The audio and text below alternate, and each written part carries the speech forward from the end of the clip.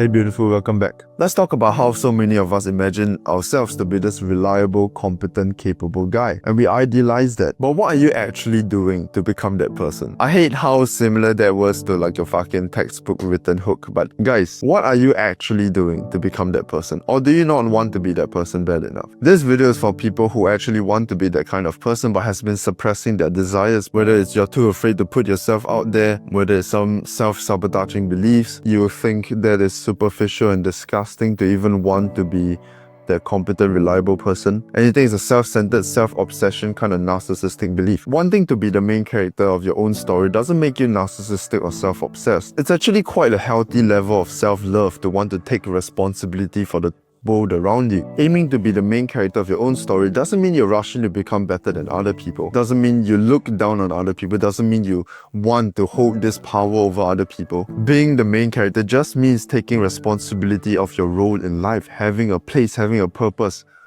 living a life day to day that fulfills you in some special way, and not having to wait for someone to come and rescue you. It's not about putting yourself into a position where everybody's beneath you, alright? It's about showing up fully so that you can build connection and meaning. So be honest with yourself. If this is what you want, then let's get to this video. Let's talk about how you can stop being the background character and start taking more responsibility of your own life and have some power to positively impact the world immediately around you. Growing up, I would watch all these heroic films, fucking Spider-Man 1, 2, and 3. I watch all these shonen anime, you know, where the underdog gets so fucking strong and then eventually he gets like a fucking ocean full of women and he's admired by all his peers and he's like the big guy there.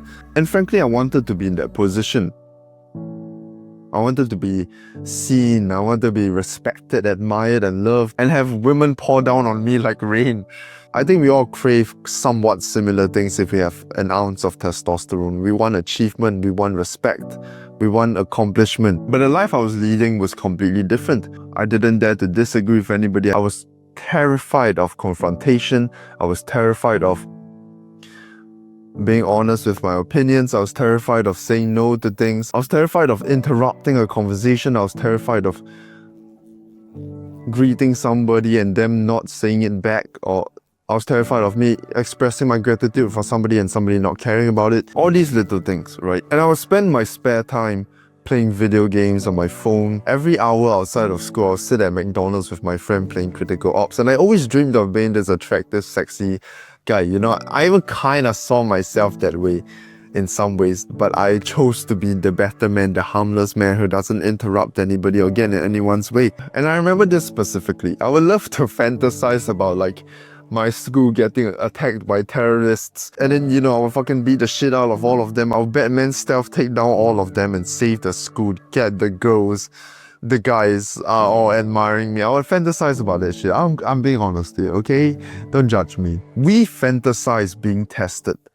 We want all our competence, all that we've built, to come together into this one moment where we are tested. And we want to prove to people that we are a competent, capable person in that moment of being tested. And I secretly wanted all these things. If not, I wouldn't be fantasizing about that kind of shit.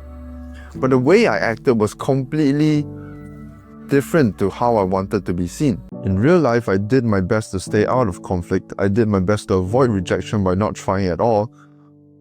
I never invited anyone out because I was afraid they'll say no. And I never got invited out much because I never really involved myself in conversations or tried to join groups of friends. I didn't dare to ask the teacher questions because I don't want to stand out. No starting conversations, no leading anything. I just kind of sat in the corner of the classroom quietly hoping that somebody would see something special in me and the most beautiful girl will come over to me and sit on my lap or something. But that just wasn't going to happen, and I kept waiting and waiting for some miraculous test to happen or some wonderful thing to fall into my lap. You know, but turns out you can actually build your competence. It took me a while to wake up, but about 2 or 3 years after that, I had a huge wake-up call. I failed my exams, I stayed back a year, and I realized that my whole life I've been lying to myself. And to catalyze myself into change even further, that year that I failed, I confessed to a girl I liked over text. And of course, surprisingly and shockingly, I got rejected, even though I looked like a fucking marshmallow. But yeah, after that, I started developing myself. I went to the gym. I did not miss a day for a year. I worked relentlessly on my social skills, how I speak, how I carry myself, my confidence. And here we are, far from perfect, but definitely much better. And keep in mind, I'm Singaporean and I speak like this. Like, how rare is that, guys? Come on. But anyways, I want to use this video as a reminder. Let's be honest with what you want and what you're doing to get there. Let's reevaluate our daily habits. Let's look at how we are taking care of ourselves in times of peace. These tests that we're looking for, that miraculous, wonderful test one day that's gonna come, that we're gonna prove to everybody that we're actually amazing, these tests are in day to day, and you have failed thousands of them. So it's time to start taking your life more seriously. You sleep like shit and you know how bad that is for you. You eat like shit and you know how bad that is for you. You spend your time doing absolutely nothing and you know how bad that is for you. There's someone you want to be and you're doing absolutely nothing to be there, and you wonder why you don't respect yourself. And I hope this doesn't come off as preachy or anything, because this problem isn't small, it's actually quite serious. You neglect all these things and in a few years, you're gonna forget all the dreams you had. You're gonna live a life struggling with petty things. You're gonna be frustrated, you're gonna be resentful. It's not a problem that's very insignificant. If you want to be somebody and you just let yourself forget it, you just let yourself stay in the comfort of day-to-day life and let time pass. Like, come on guys, you gotta start taking things seriously. I'm not saying you have to go into some retarded shit like monk mode or disappear for 6 months and become a god, or become some socially inept steroid muscle head or something like that. You know, you don't have to go to those extremes if you don't want to. But there's clearly something you feel like you're lacking in your life and you're doing nothing to change. So we've got to get you out there. We've got to get you to become more honest. We've got to get you better social skills. We're going to get you the friends you desire. We're going to help you feel more connected to people. And we're going to start to work to find something purposeful, something we can dedicate our lives to, so that instead of focusing on the problems that our head generates, we have an actual problem to worry about. And to become the main character of your own life, you're going to have to speak up. You're going to have to show up. You're going to have to take up space. Be proud of your existence. Carry yourself with some level of pride that isn't arrogance, but just an unwavering understanding that you're capable. And you have to build that for yourself. If not, you're never going to be able to do things for other people. You're never going to be able to provide the value you want to provide. So let's start to stand up. And that's how we're going to begin. First, we have to face our fear of making mistakes and being imperfect. And this can be in a whole separate video itself. Fixing this requires you to be aware and requires you to be vigilant when the fears of making mistakes mask themselves as thoughts that are completely valid in our head to stop us from doing things. Being afraid of making mistakes and having imperfections comes in forms of self-sabotage, perfectionism, procrastination. And when we face those things, we have to be very vigilant. Are we afraid to make a mistake right now? Is that the problem we're going through? Because if it is, we have to power through.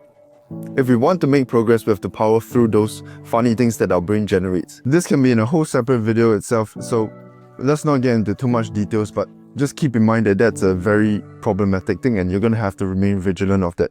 Put that aside, write it down. Next is to take initiative. If you're watching a video like this, you probably want to lead. And it's really not easy when people already have an expectation of you to just be the one who follows, who agrees with everything, to just go and start something, initiate something, create a plan. Start giving people direction. Very, very difficult. And doing that will only get easier as you build your competence. And as you build your competence, you'll start to give yourself permission to show up. You start to give yourself permission to initiate leadership, especially contextually. When you find that you understand the topic better than anyone else in the room, you have a little bit more confidence to lead because you have already proven to yourself that you know something. So let's say you want to lead in group projects in your school. Then what you're going to do is you want to get your grades up, you want to get your communication skills up, you want to get your ability to plan things up. And you have to practice those things in your daily life, whether it's with your parents, with your friend groups. You practice, and then when the situation calls for it, when you're around strangers that need leadership, you can be there. You can do the standing up. You can take the initiative. So competence is very important. That's another thing. Write it down. Lastly, for now, is your mental capacity. If you spend a lot of time doom scrolling, your mental capacity is absolutely molested. So you gotta kick that out.